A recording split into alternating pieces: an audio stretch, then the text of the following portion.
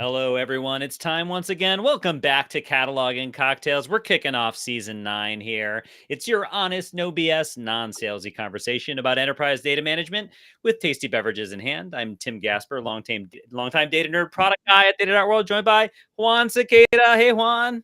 Tim, how are you doing? It's great to be back. I can't believe it's 2025. We started in 2020, and here we are.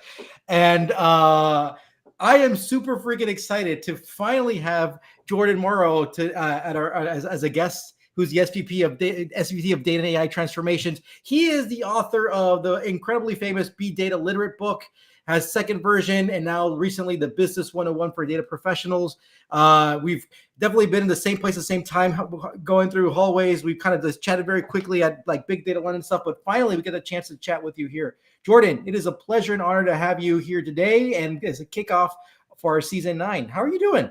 I'm so great, but when you say 2025, it's like, man, I'm just old. That's all that is. Like we were talking prior to the call, like when did the journey start? I probably did not have all this white hair, right? I added another child and I added a lot of white hair since that journey started. I feel you there. I feel you. Well, one of our younger coworkers that we have here at Data.World, the other day, we were talking about, oh my God, it's 2025. Can't believe it. And we're like, do you remember? It feels like it was just yesterday when Y2K happened. and she said, what's Y2K? Well, I've got to share a quick story. I'm at the sales kickoff right now. I'm in a hotel room and a guy sitting at my table at the company.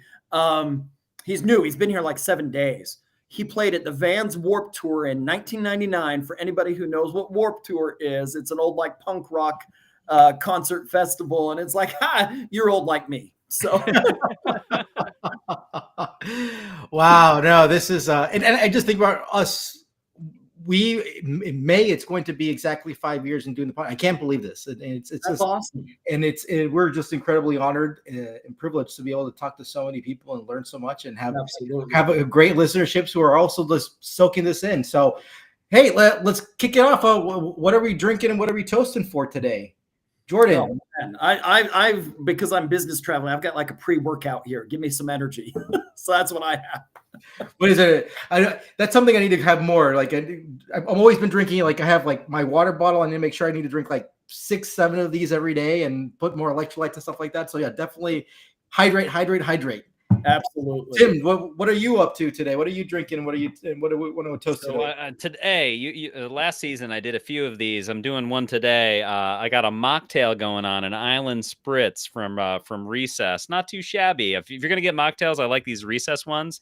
I do promise our listeners, though, I will have an alcoholic cocktail next week. So we can start talking about things. And actually, again, as always, I walk into my bar and the first thing I see is a bottle of Mezcal Ilegal, it's called it. And next to it, there is a bottle of orange liqueur. So I made myself a mezcal margarita, which I don't think I've done this. And I also have, I had some Oaxacan worm salt. So that's what you see in here. So, man, you've been all sophisticated. I mean, I'm sitting in Las Vegas. You would think I'd actually have a drink with me. But after this, I have to go present at the sales kickoff, and then we have a dinner. So it's like, yeah, I probably can't get drunk. So don't start too early. Anyway, well, hey, cheers. What do you want to toast for? What are we toasting for? Nerds, man. Nerdiness. Always toast for cheers. Nerds, love it. Cheers. All right, so our warm-up question here is, we're going to talk about literacy, but what is something that you want to have more literacy about? Oh, man, there's probably so many. I would probably say a foreign language that I would love to learn, like Greek. So all my children have Greek names. I would love to speak Greek. My great-grandfather came through Ellis Island when he was like 12 years old, I think. So would love to have more fluency and literacy in Greek. Did not expect that one. That's a good one. You got me. Okay, I think I'm going to change mine now. How about you? Baking bread. I've got some books. I've baked a couple of breads, but I haven't used the sourdough starter. That's the next thing. I got to use the starter. So that's what's up. I got to get more literacy there. All right, well, I'm gonna.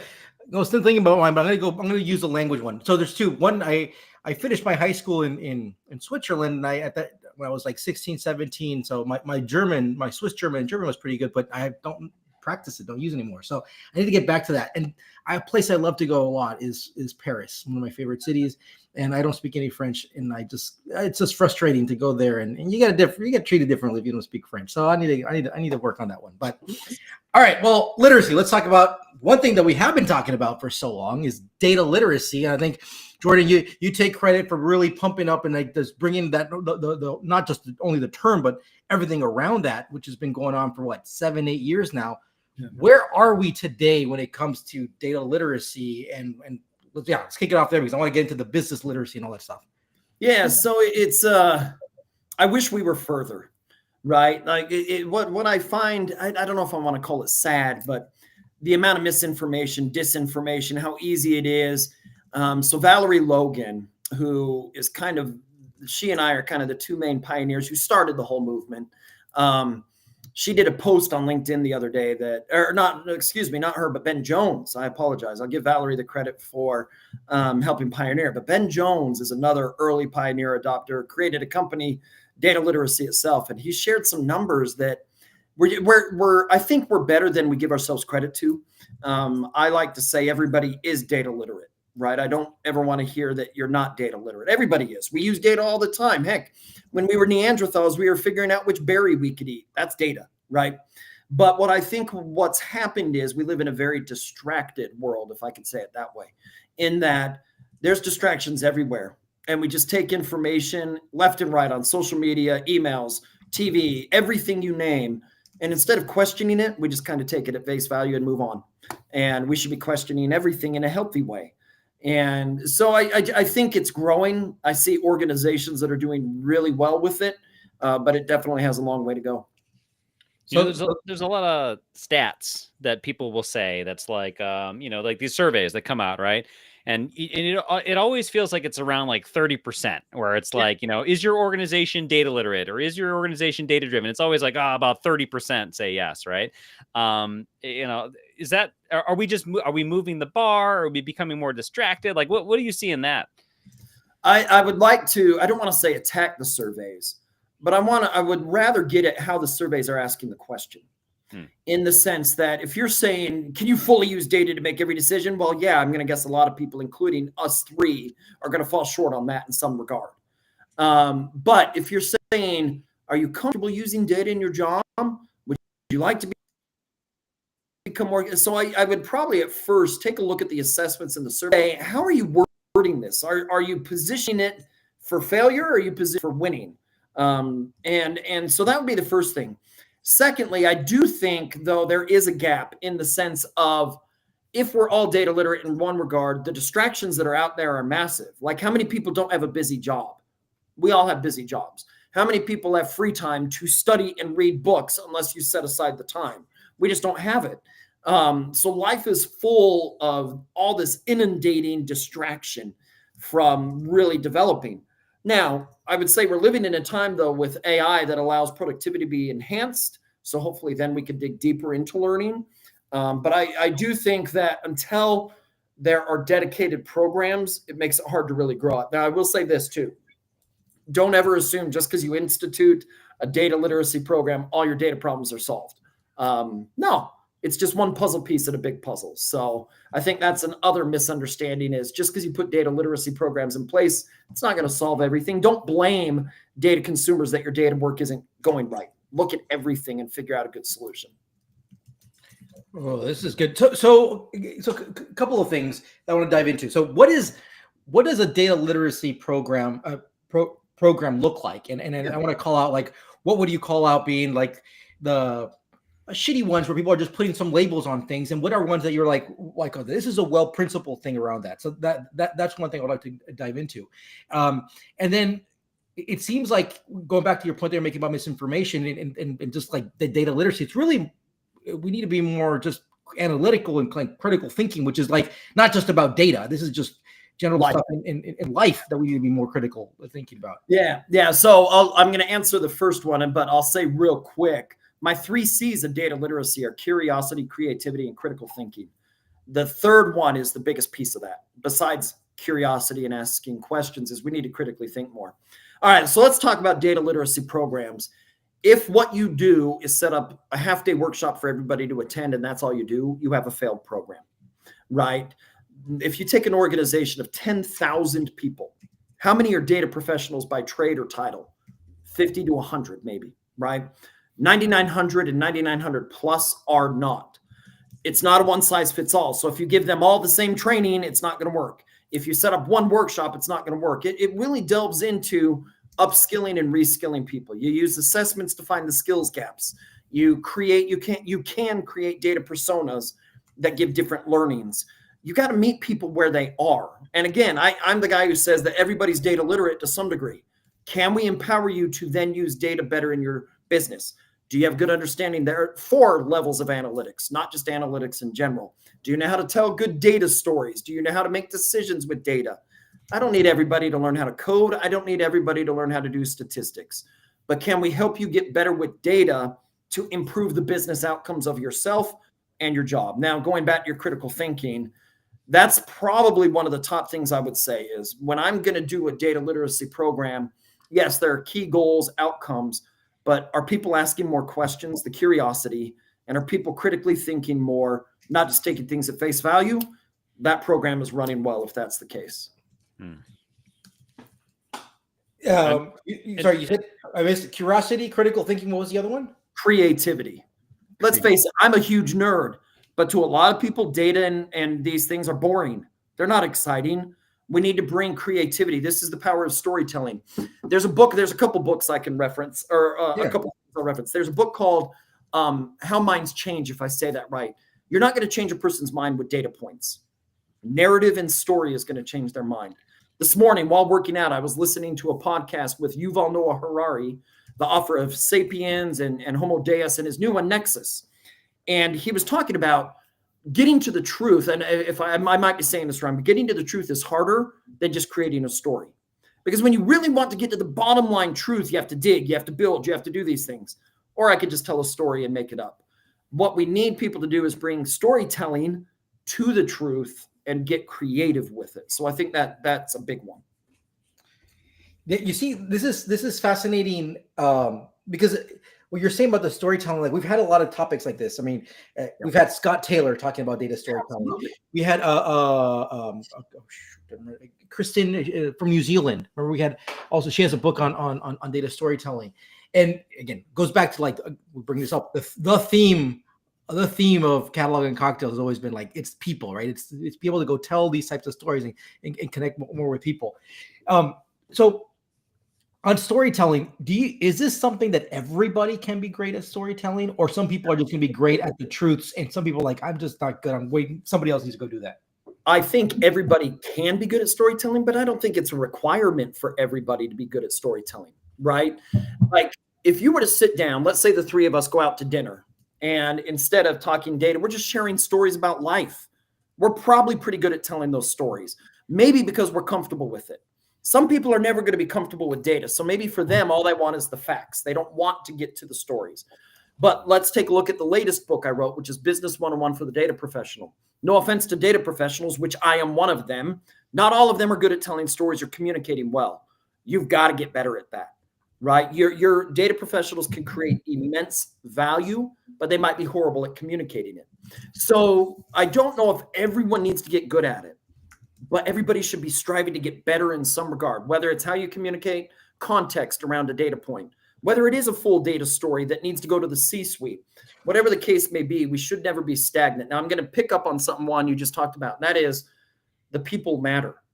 I would argue the majority of data analytics and AI work is people, because you can build the greatest products, greatest tools, have the cleanest data, but if people don't want to use it, what good is it?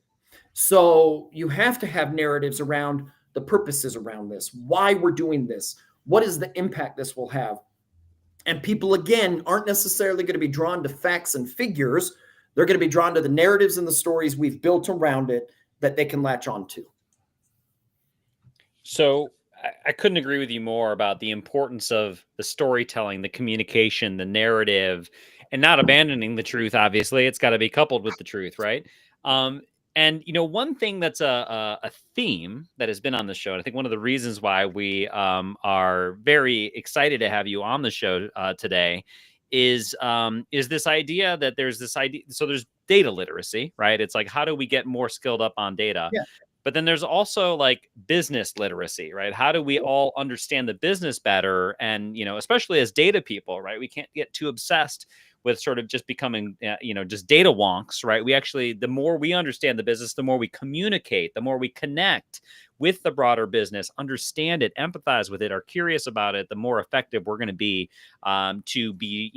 good at our jobs, but also make the important changes that need to happen in the organization. What are your thoughts on business literacy versus data literacy, kind of, the inverse of each other? And what is business 101 for the data professional, right? Maybe those are two different things, or maybe they're the same thing. I don't know. You nailed it. It's so I would look at data and business literacy, the two sides of the same coin. But make sure that coin is driving value, right? So far too often, I like how you said it, if we're too stuck in the data as data professionals, we are not driving good decision-making.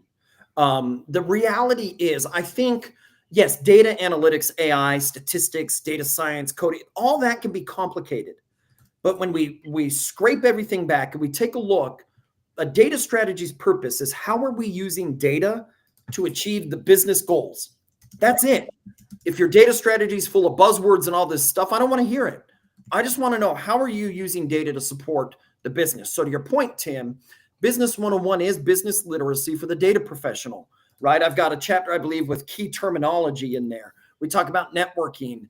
We talk about these things that maybe were not what a data professional went to school for. Just like when a business person goes to school, their focus isn't data. And so in the end, data is a tool that empowers us to make better decisions and drive better outcomes. But if we do not attach it to business context, then what is the point? I don't care how powerful your analysis is. I don't care how beautiful the visualization is. If I cannot find a way it ties to the business goals and objectives of the company. Well, go ahead. I want to dive into I want to get into the details here of the book. You said, what is the key terminology? I'm very curious now. What are the basic terms that like every data professional need to know about the business? Oh, so, I mean, literal business terms. Do you even know what a cash flow statement is or what cash flow is? Revenue, gross revenue, net margin, business balance sheet, income statement, EBITDA, all these different things that if you don't know simple terminology, and I shouldn't call it simple terminology. If you just don't know business terminology, then you need to take some time to learn it. It's the same thing with, imagine going to someone and saying you ran a really good probability analysis, which has an 88% chance of happening. Guess what? Do you understand fully what that means as a non-data professional? It means 12% out of the time, 12 out of 100 times, it's not going to work. But when a business professional sees 88%, they're probably thinking it's going to work. Right. And then what do you do when it doesn't work? And it's the inverse on the data professional side. If you don't understand terminology and you don't understand what different positions in the C-suite do, what does a chief revenue officer do? What does a chief marketing officer do? So that you can tailor your data work to the outcomes they're trying to achieve. We're missing the context that we're trying to drive, as Karina put in the chat. Without that narrative, what value are we really bringing?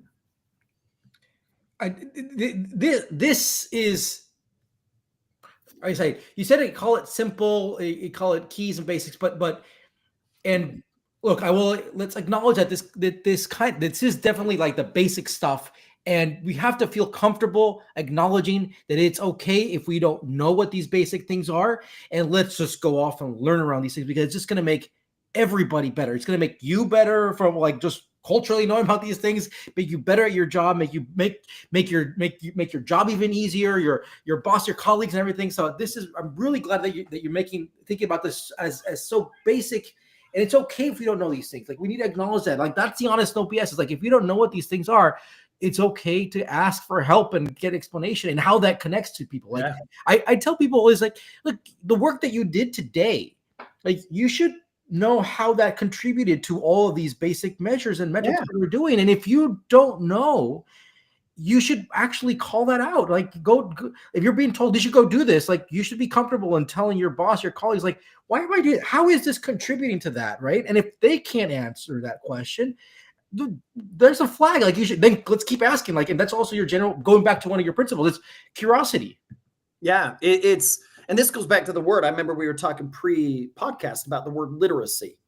People don't like it because it can mean illiterate. Well, no, I would counter that most data professionals have some literacy about business, and I would counter that most business professionals have literacy around data. But we need to get those levels higher that we drive the value. But I also fully believe in what you just said, Juan, and that is we have to have the full accountability and honesty to say, I don't know.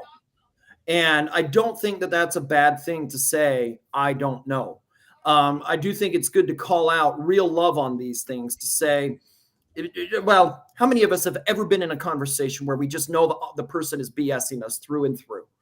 And you're just sitting there listening to that. And you're like, I can tell you don't know what you're talking about. This is a waste of my time.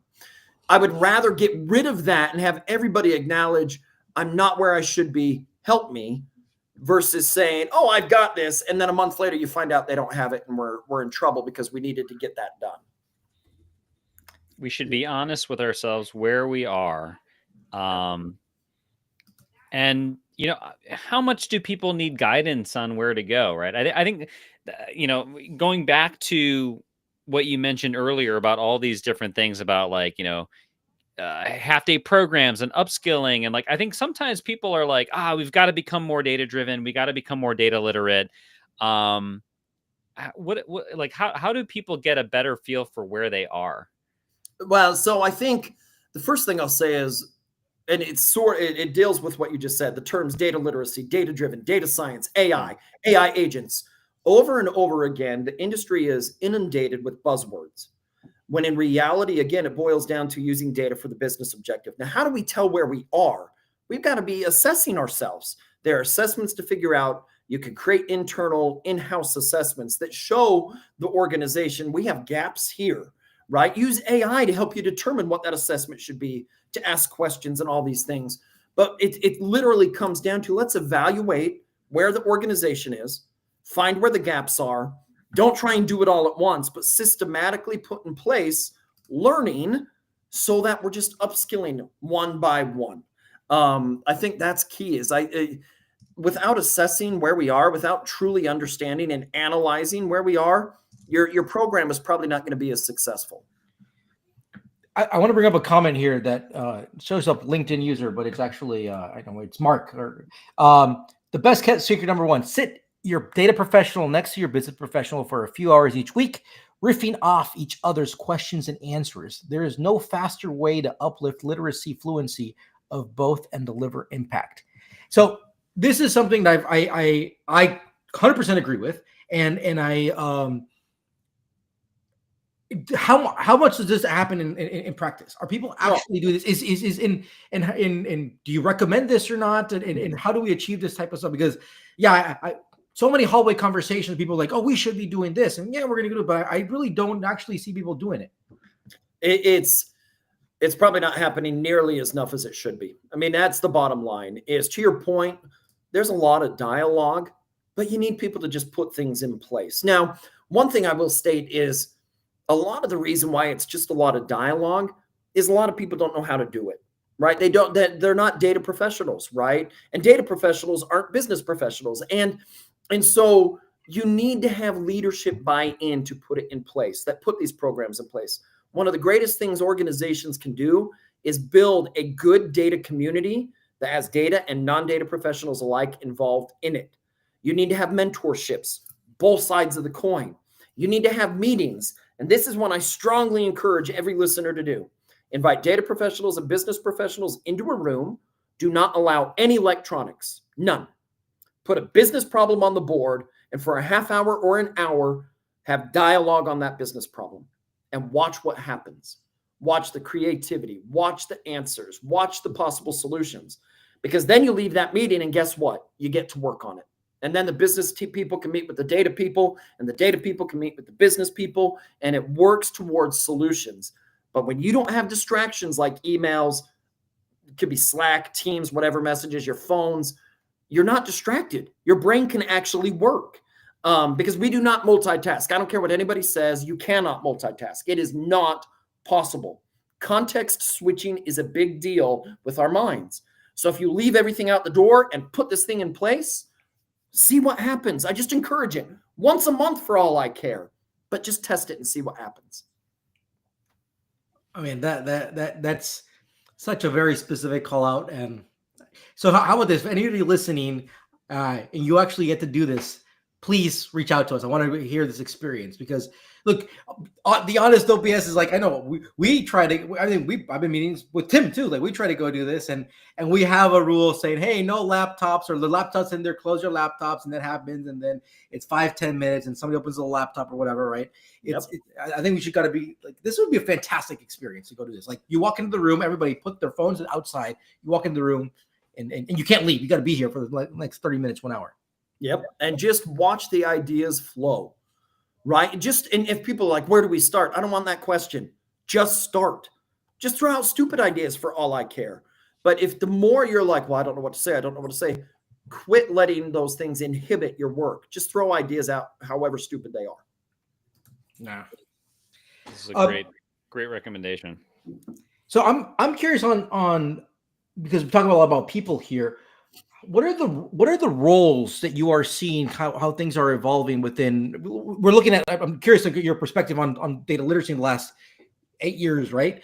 How have these roles been evolving, and where do you see new types of roles coming in when it comes to with respect to data? And to kind of expand on this is like, we see data professionals, and we're talking right now examples like I want this data tech person to sit next to this business person. Like, how is this working within federated models or centralized models around that? Curious to go off and riff on this.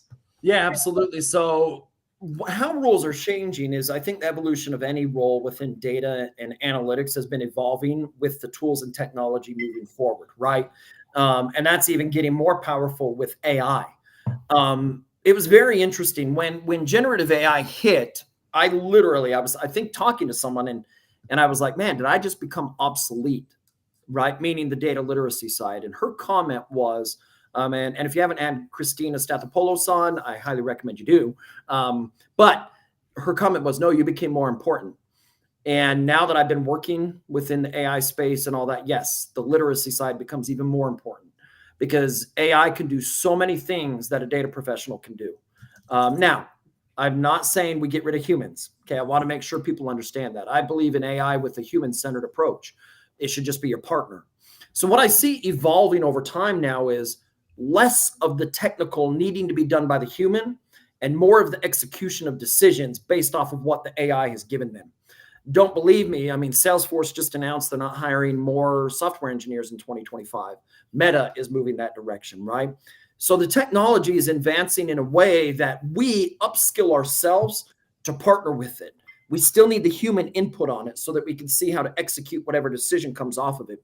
So the literacy side from both the business professional and the data professional needs to go up so that we can call out hallucinations from the data. So we can call out, you gave me a good response, but it's not very good. So the machine learning kicks in. You know, I just look at it as just the next evolution within the data space. And there will be new roles that come out of it. I'm not sure what those are yet. I wish I had a crystal ball because then I could retire. But the reality is, I do think that literacy is even more important so that we question things. We know how to prompt and ask the right questions. We know how to critically think on it. But maybe most importantly is we then know how to execute decisions off what we're given. So it sounds like you're saying that it's not necessarily that all these new roles are going to get created. Certainly, there will be new roles and things like that. It's that because of everything that's happening from a technology standpoint, particularly AI now, right? That humans, just the humans in general, become more important. Oh, 100%. Like it's very interesting to me when we hear all the fear mongering and all of those things that, yeah, AI is pretty freaking amazing. I love it. I live and breathe it. I work in it. But the reality is people want a human touch, and they still do.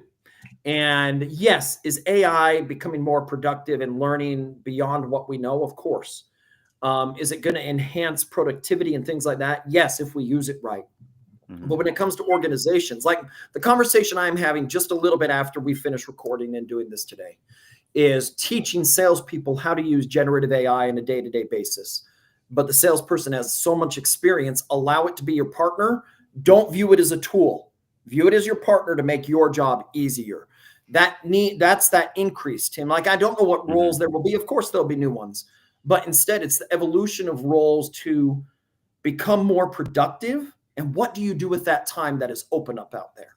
Yeah, no, that makes a lot of sense. Let's zoom into AI a little bit more from now the literacy perspective, which is that so you're going to be talking to some sales folks here and trying to get them, more skilled up on how to use AI for their jobs. How do you think about AI literacy versus data literacy? Are they two different things? Are they the same thing? The more that AI becomes a part of our workflows, you know, do we need to be quite as data literate? Is it going to make up for it a little bit? Yeah, that we don't have to know quite as much because it'll give us the boost. Yeah, it's interesting. So I do think they go hand in hand. Like, the definition of data literacy was the ability to read, work with, analyze, and communicate with data. You could change that and say the definition of AI literacy is the ability to read, work with, analyze, and communicate with AI. But I changed it a little. Like, for me, AI literacy for the masses is learning how to prompt it right, evaluate the response that comes to you, and then make a decision off of it. So very straightforward. Now, granted, there's going to be new things that come out, like being able to interact with the agents, right? As those get more powerful, as we start to see those things. But what it really boils down to is, I don't think it's that, yes, are we going to have to know as much from a technical aspect with data? Probably not. But it just is evolving the definition of data literacy in the sense that, yeah, you're going to have to work with it differently. It's going to give you knowledge that you didn't have. So then what do you do with that from a literacy perspective? How do you use that to make decisions? How do you apply that to the business goals and objectives? Do you evaluate it? Is it a hallucination or not? All those things, that evaluation piece is huge, because you can prompt it, get a good response, and not realize what it gave you is not factual because you didn't understand that that's how the model can give you a response. But then the third piece on all of this, whether it's data literacy, AI literacy, is, do you know how to use the information you've been given to execute upon a decision? Because if you don't, that is a huge missing piece that we need to have happen. You could have a beautiful statistical model, wonderful machine learning, great predictive analytics, or great generative AI response, but not knowing what to do with it is a massive miss. Or else it's just something that's doing stuff versus, I'm using it in this way to execute on this decision. This is how I'm evaluating it and moving forward with it. Do you do the same thing? Do you take away people's phones and put a problem on the board and say, hey, here's how can we use AI to help solve this? I would love to. I would love to. Then, like, for me, a big thing for me is use cases. There's so much hype. When it boils down to it, we need to get to what use cases exist out there. And when you do that, you get rid of the hype and you find the value. And so to that point, the increase in literacy should help us see through the value in the use cases so that we can make better decisions. Just last on kind of AI, and then I in a moment we should pull up this LinkedIn question, which I think is really good. Are the tactics around AI literacy kind of the same or similar to data literacy? Right? Is it build up the community? Let's upskill people. Let's encourage people to try things. Is it still curiosity, creativity, and critical thinking? Right? Is it the same community or different? It can be the exact same. And the reality is the AI community is probably going to be bigger because everybody's using ChatGPT anyway, right? And so, for example, I had a call this morning with a colleague of mine, and he starts to bring up this prompting and training people. Well, I already built a prompt manual for my company to use. But then it talked about, I believe I talked to him about documenting. Get everybody on your team to document the wins and the losses so that we don't have to reinvent the wheel. Teach people. So maybe it's once a week, this person gets his team together and he says, let's go through the prompts that worked this week and the outcomes you had and those that didn't work, and let's figure out why.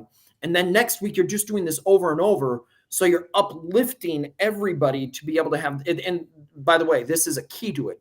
The culture is moving in a way that is adopting these things through the curiosity. But yes, the communities can be the same because, again, let's take a look at this. My organization of 10,000 people, we said 50 to 100 are data professionals by trade and title.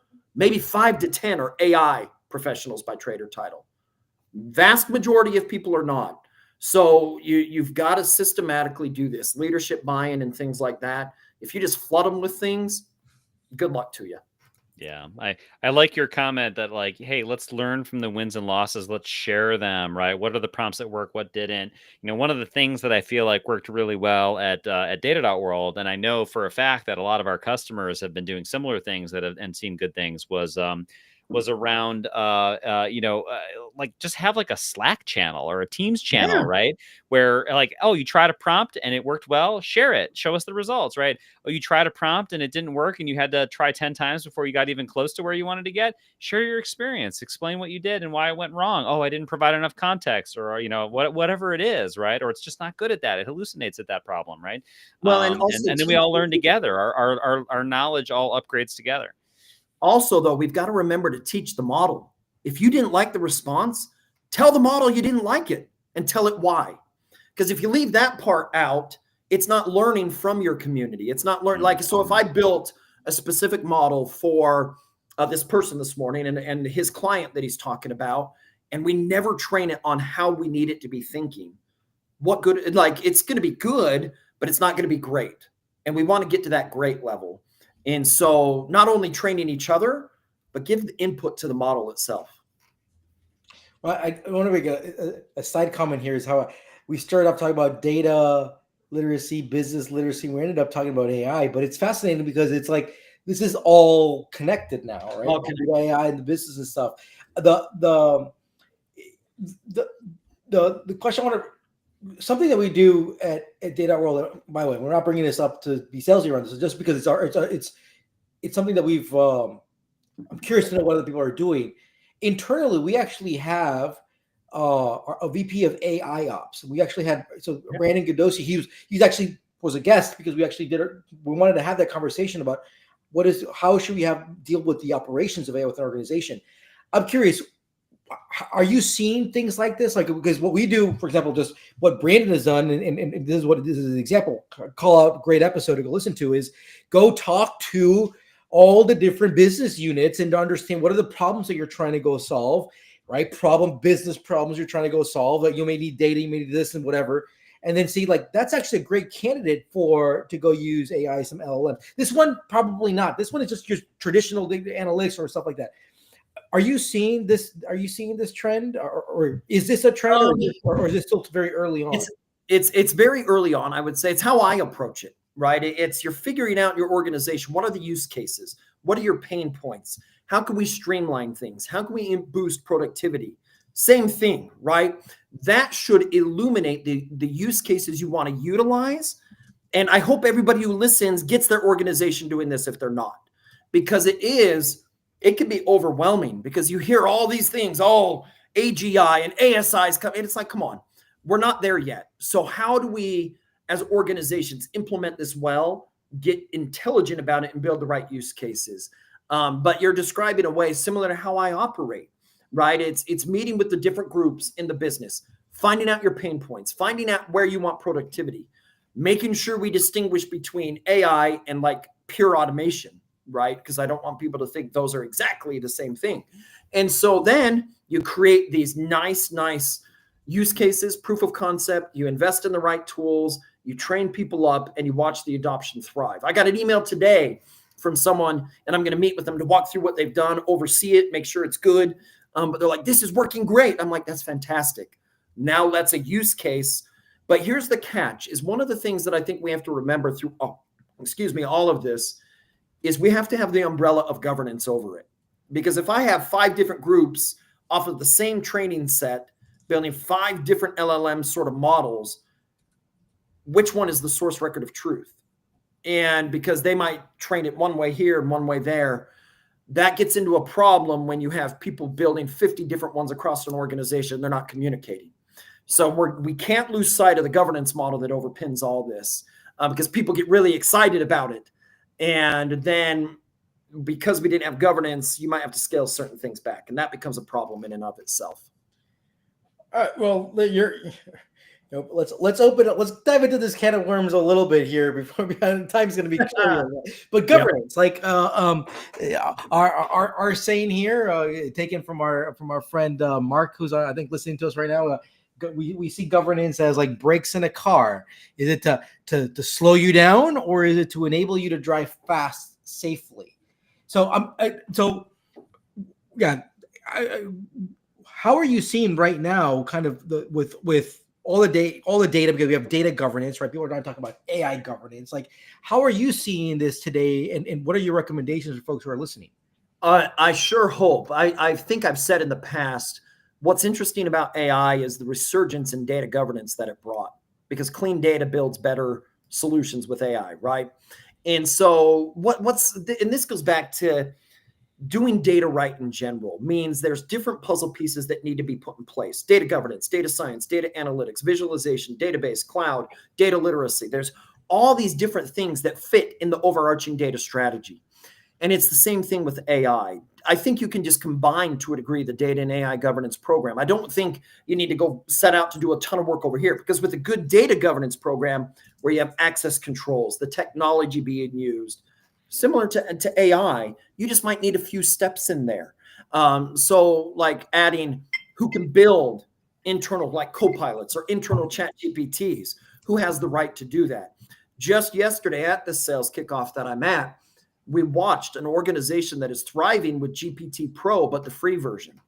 And I'm meeting with the chief sales officer because I'm running for the parent company the work around internal LLMs. And I said, it was basically, don't worry, we can transition all this into Copilot because we are a Microsoft shop, and the governance that gives us through email and access is better. And so, but that group didn't know it. And the parent company does not have an AI officer. I'm basically operating as that. So I built an AI governance model that just went to the president of the parent company a few weeks ago or whatever. So I think that it's so new, people are jumping at everything, and I think it'll settle down. And I think you can use similar principles that you do in data governance, but it can't be bypassed. It can't be overlooked. You've got to have these things, or else one group is doing this, one group is doing that, and we don't know what the source of truth is, and they might go out to street. Anyway, we have to focus in on it.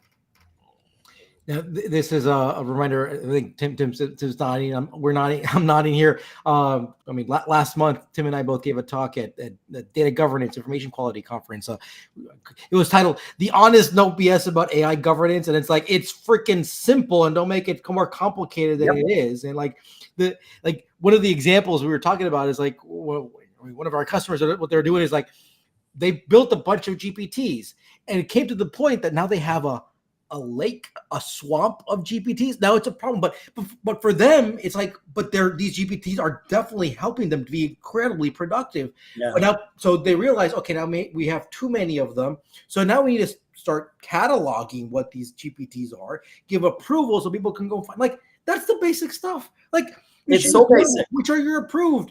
And it's fascinating that you go talk to people and they get up like so theoretical, and we talk about all these things and like, but you're not even doing the freaking basic stuff, for God's sake. And isn't it funny that through all the buzz and the hype over the years, data scientist is the sexiest job of the 21st century, and big data versus small data, AI and this, it boils down to simplicity. How are you using these things to make your business go? And if you don't know that answer and you're going overcomplicated, and look, for some people, it probably gives them job security because they're the only one who knows what they built. That's just ridiculous at this point. We have to have an honest conversation, kick things to the curb if they're not working, and get back to the basics. If you do that, you're probably going to do a lot better than a lot of your competition. Okay, so if I'm going to create the T-shirt now of the podcast with you, it boils down to simplicity. Absolutely. And no BS. Can't forget that. Honest, no BS. Keep it freaking simple. Yep. Tim, all right, I've been hogging up the conversation. Sorry. No, I'm just you go enjoying before he does. I want to make sure we don't miss Colin's question. Can I? Let's bring it up here quickly. Yeah. I think that's a good one, because it ties it back to some quality challenges that our people are having in general. So Colin asks here, how do you prevent people from using data incorrectly? Because part of data literacy isn't just kind of knowing how to do things with data, right? It's like, how do you use it correctly or incorrectly? It seems there can be a lot of like p-hacking or wrong decisions made from stakeholders who didn't understand the assumptions baked in their data. And those assumptions are hard to keep track of for the average stakeholder. You have any thoughts on how to Absolutely. appreciate those types of things and teach that more through data Yeah. literacy? Well, a data literacy program, when done correctly and building the right culture, should help get rid of this. Because in my mind, it's not about preventing people from using it incorrectly. It's about increasing their critical thinking and awareness that it may be incorrect, so that when it's put in place, you have a roadmap that iterates on it the moment you know it's not there. But the only way you're going to make this happen is the right culture that has a healthy data skepticism, that questions things, that you're monitoring and putting things in place, that you have leadership buy-in. So this really boils down to the overarching data literacy program succeeding in the upskilling of questioning things, critically thinking, having processes in place to interpret and make sure it's there. Because yes, people will hack through things, people will manipulate data, but when you have a culture that will call it out or at least question the data, it can be caught. So I don't want to prevent people from using it inaccurately. It's more, what solutions do you have in place to teach them that it was inaccurate what they did? And I think that has a more positive spin on it and does not scare people, because the last thing we want to do is scare people from using data, because then they might hold on to it, they might not do anything, and then our products aren't going to thrive. Instead, we want to let them know, go test it and do whatever the crap you want with it. Just know we're going to monitor it, and you're not going to be beholden to a negative result. No, my hero, one of them is Nelson Mandela, and he has a quote that goes something like this: I never lose, I either win or learn. If you build that into your culture, it's not that you use the data incorrectly. It's that, oops, we didn't do it right, so we're going to learn from it. That's a flip on prevention and more about acceptance and training. And I think that a data literacy program, when done right, will help that thrive.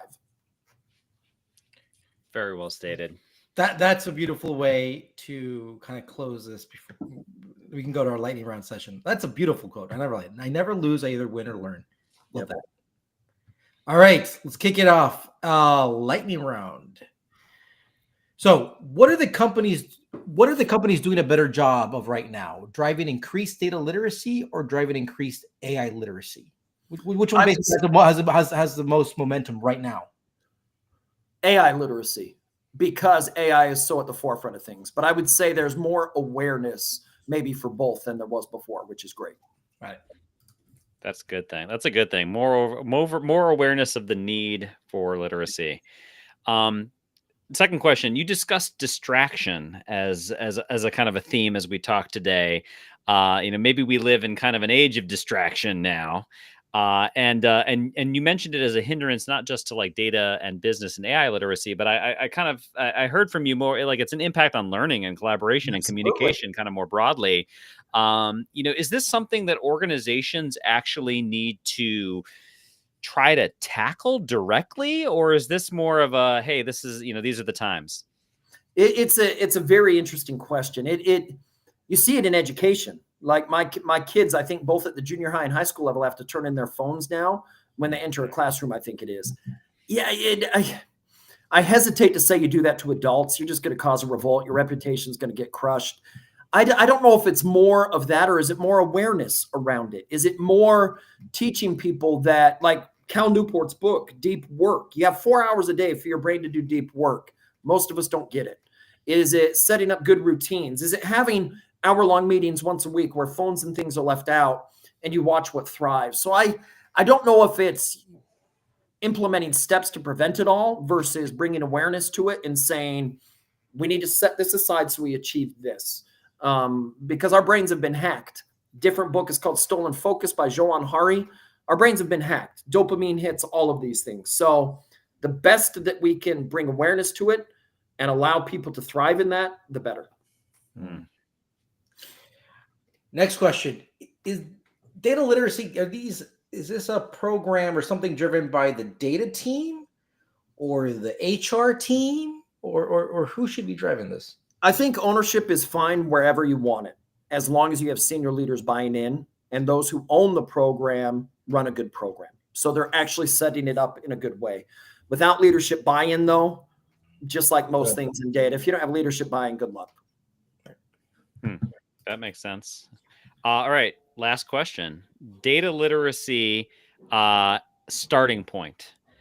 start a data community or get a training program in place? Community. Because the community, I want that in place so that when the training program takes place, they can communicate with each other what's working, what's not. They can ask questions of each other, etc. I love that. All right. Takeaway time. Tim. Well, can I point? Jenna asked a question. Can we hit that and then we'll do the takeaway time? Yeah, right. Absolutely. It just came in. Right. Jenna. Hello, Jenna. All right. Language is important. How have you and how do you recommend others use different languages around AI versus regular data coding problem spaces to reduce misunderstanding or to build scaffolding for better understanding of what LLMs are actually doing and the problems they can solve? Yeah, I think it really boils down to using the language the audience is going to relate to and understand, right? If you go at it with technical jargon, people aren't going to listen to you. They might just give you a deer in the headlights look. Like if I came at someone and said, hey, I really love this Markov chain analysis that was just performed. How many people know what a Markov chain analysis is? Probably not many. The moment I then change it to say I just ran a cool prediction analysis, people understand that better. So Jennifer, what I would say for you is words matter, language matters. If we speak in jargon, if we speak in a way that we think we will enjoy versus the way the audience will enjoy it, we're missing the point. So always focus. Now, this goes to business 101 for a data professional. Get to know your audience, network with them, find personal stories that would relate to them. Like the word scaffolding, that's a great word in there, okay? That ability to help people, oh, this is a scaffolding, great. Now they can relate to it. Just get rid of all the technical jargon. They don't care. Love this. Tim, we got so much stuff. You go. Take us away with takeaways. All right, takeaways. So we started off with honest, no BS. Where are we with data literacy? And I think Jordan, a few times today, you said, "Hey, look, we are all literate, right? So this is not a matter of illiteracy." And I know that's something that has actually been a theme that's come up on our show a few times about this idea of like, well, is data literacy the right term, or is that kind of disrespectful? Because the opposite of that is, oh, you're illiterate, nobody can read, right? But the reality is, you're like, we're all literate, but there's more we need to do. Right. And that's kind of true for all organizations, right? There's misinformation, there's distraction, we've got work to do and we got to move further. Right. And I asked you about, hey, there's surveys like, hey, they tend to always be around 30% for some reason, right? Of like, hey, are we, what is our level of literacy, right? Do you believe your organization is data driven, that kind of thing, right? And you mentioned, we got to really understand how these questions are being asked in these surveys, because, are you positioning it as failure or winning? And really, we are all making progress as organizations, but a good data literacy program is going to have a lot of components, right? It's gonna focus on community. It's going to focus on training. It's going to focus on upskilling and new skilling. It's going to help different parts of the organization interact with each other, encouraging the right culture, right? Of empathy, of curiosity, of people asking more questions. It's going to focus on the 3 C's that you mentioned: curiosity, creativity, and critical thinking. And it's going to really focus on data storytelling. You mentioned you won't change people's mind with data points. It's with stories. Getting to the truth is harder than just telling a story. What we have to do is bring a story to the truth and get creative with it. So I thought that was really well stated. Don't scare people from using data, and a great program around data literacy is going to increase critical thinking. I think these are all some really good best practices. You mentioned about your latest book, Business 101 for the Data Professional, and that's an interesting way to kind of invert things, because data literacy and business literacy, you said, are kind of two sides of the same coin. It all really focuses on communication. It focuses on learning. It focuses on the culture, and it also it centers around things like what are the things that make your business tick? Because ultimately, data or business, it all rolls back to cash flow, revenue, gross revenue, net revenue, EBITDA. What is your strategy as an organization? What are the problems that you're facing as an organization?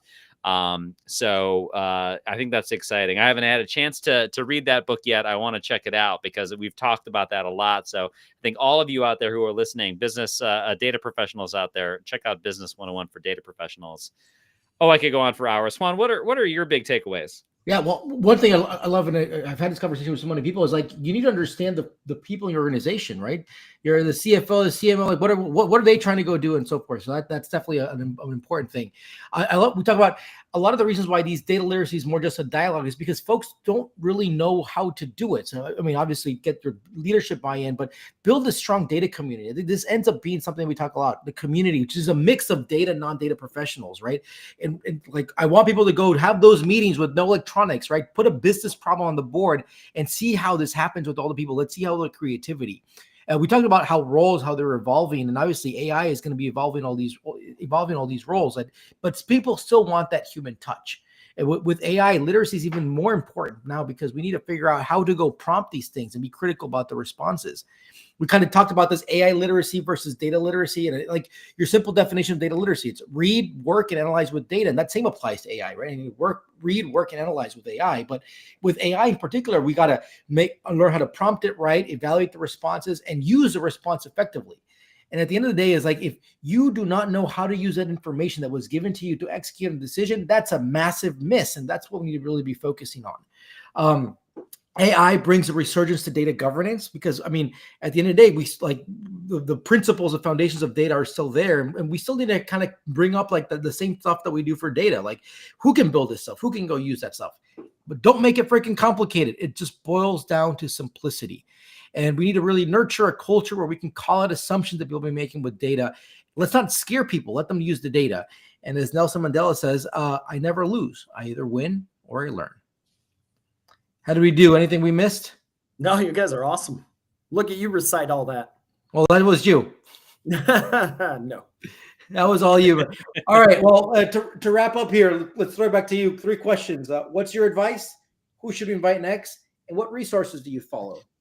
Advice number 1 is study, study, study. I love learning. Information is power. Read books. So I'm gonna do question 1 and 3 together. So resources for me, follow the right people on LinkedIn, follow the right podcasts like this, read lots of books and articles. But the more knowledge you gain and the more information you start to consume can be better when you're critically thinking on it, right? Going back to my thing, being curious. What book can I read about AI and the next evolution of AI? What can I listen to get me up like this podcast? So study, study, study. Resources, LinkedIn, books, podcasts, you name it. People can reach out and connect with me on LinkedIn, and I can give them a resource list of books. The final one, I'm going to recommend 2 women to the podcast, Cecilia Dones, and I'll send you these names once so you can reach out to them, and Christina Stathopoulos, 2 amazing women, friends and colleagues of mine. But Cecilia brings a very people-oriented approach, and then Christina's just a powerful data professional, and so both of them would be great. Would love this. Thank you so much. This has been a fantastic conversation. Thank you so much for being on the podcast. I love how we kicked it off with this. Again, not surprisingly, they're talking about AI, but everything here is connected around this stuff. And it all boils down to connecting to the business and making sure that whatever we get out of data, whatever we get out of AI, we are doing something valuable with that information. Yeah. Quick, next week, we have Lindsay Murphy, who's the head of data at Hive. So really excited about having that conversation. And with that, Jordan, thank you so much. And as always, thanks to Data World. Let's us keep doing this now in season 9. Cheers. Thanks, Jordan. Everybody.